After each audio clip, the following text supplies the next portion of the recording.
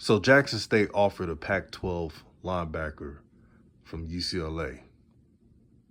And man, this will be an intriguing month to see where these transfers go. But JSU is not playing around. They want the talent and they want to level the playing field.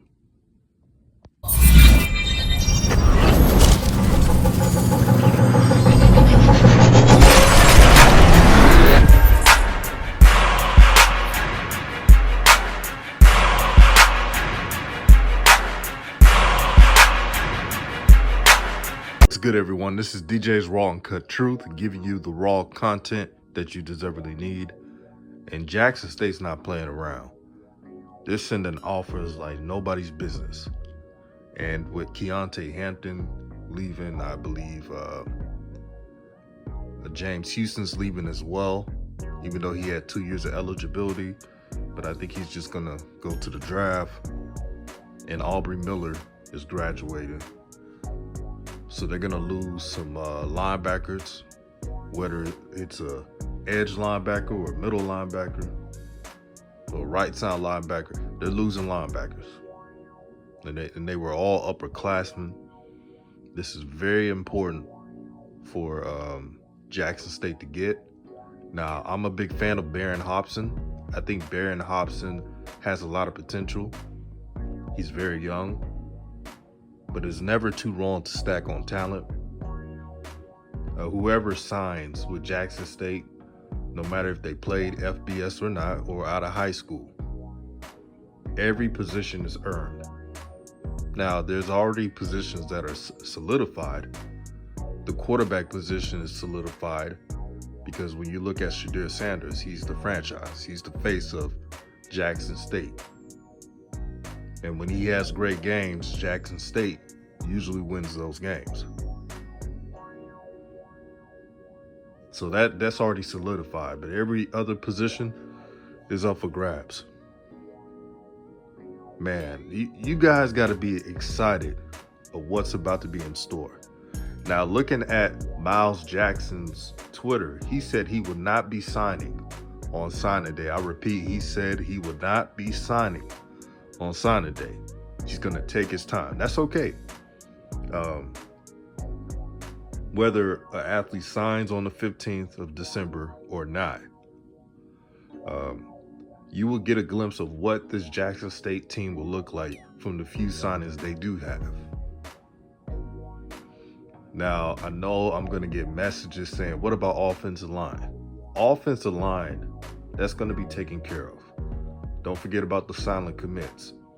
There are a couple of players who are still playing on teams that are playing in bowl games that will eventually be in the transfer portal. That's going to be after signing day as well. I do expect Jackson State to sign a couple of players, offensive linemen, on the 15th. But it's going to be half and half. Remember, there's 2 signing days. So there's no rush at all. Yeah, but you will see Jackson State getting some type of talent. You know what's so amazing about Jackson State? Jackson State is top 10 in transfer rankings, and they're not even done. They got 2 receivers from Indiana, very talented by the way, as transfers, and they're not even done. But since those 2 receivers have a good transfer score, Jackson State's number 10. So this is next level recruiting stuff. And it's important for Jackson State to load up on talent because I truly feel that the SWAC will have an increase in recruiting. Look at Mississippi Valley State with Coach Dancy, what he's doing out there. He's recruiting really well. He's hitting the JUCO market, and you can find a lot of gems in JUCO. Coach Dansby is recruiting a lot of size. If you looked at Mississippi Valley State's team last season, you saw their linemen very big, very physical. They remind me of the Giants. I know this is an FCS NCAA team, but I'm talking about style of play. Ugly the game up. hard-nosed, running up the gut football. That's what they do. And then you have Grambling State. Hugh Jackson is out recruiting his tail off. He's recruiting top-notch 3-star high school players from Louisiana, JUCO, transfer portal. He's doing it all. He went to a couple of playoff games in Louisiana off the back. And he said in his press conference, he wants to exceed what Jackson State and Tennessee State was doing, especially Jackson State.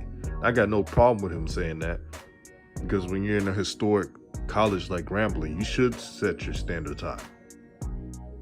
But I tell you one thing, Hugh Jackson's gonna have,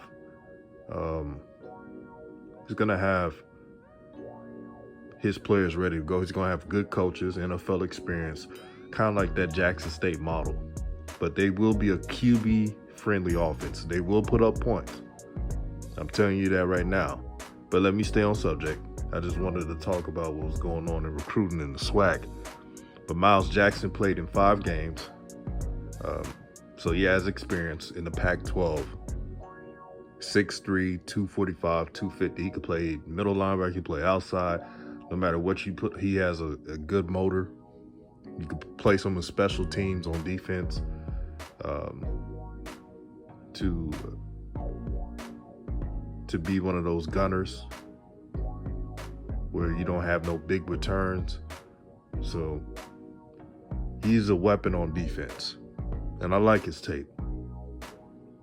He can use his hands. He can play without his hands on the dirt. So if Jackson State is able to get Miles Jackson, then he's going to be one of those linebackers you put anywhere on the field, whether it's edge, middle linebacker, right side linebacker, it doesn't matter. You put him around, he's going to cause havoc. He fits this cover zero defense to a T. And Coach Thurman, I'm telling you, Coach Thurman will have him balling. Look what he did with James Houston. Now, James Houston was a menace at Florida. He was a beast at Florida. I'm not saying he's at James Houston level, but he's a dog. Jackson State, man, they keep doing it. They keep doing it. They're not afraid to offer these big-time players. So we're going to see what's going to happen. But as a SWAC fan, as a fan of HBCUs, you got to love it. Changing the game forever is a good message to these young men. This is not something like anti-FBS. I don't think anybody's anti-FBS. But I'll say this, it's good to have dominance in our sports, in our own culture. When you look at the fans in the stands, they're outselling FCS playoff games. I watched North Dakota State play a team a day or two ago, and I couldn't believe that even though they're in the playoffs and they're about to go to the quarterfinal or past that, they couldn't outsell Jackson State. Then again, I can believe it because Jackson State's been doing this for years. Jackson State been selling out games when they were losing. Jackson State been doing it in the 90s when they were winning, especially in 2000 when they had that dominant team. So it shows we support our teams. I'm so excited for next season. I know we got the Celebration Bowl, and we should be all crunk for that.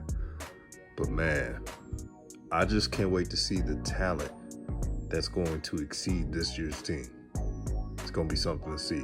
This is DJ's Raw and Cut Truth, giving you the raw content that you deservedly need. Like, share, subscribe to the channel, and I'm out.